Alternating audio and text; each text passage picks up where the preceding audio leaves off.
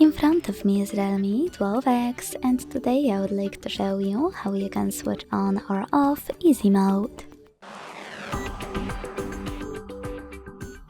Begin by going into settings and scrolling down to access special features. Then scroll all the way down to tap on simple mode and hit enter simple mode at the bottom.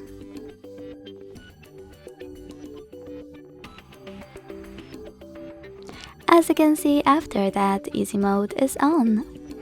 If you want to switch it off, go into settings again. Select exit simple mode at the bottom and confirm your choice in the pop-up. Thanks so much for watching. If you enjoyed this video, leave a like, comment and subscribe. Bye!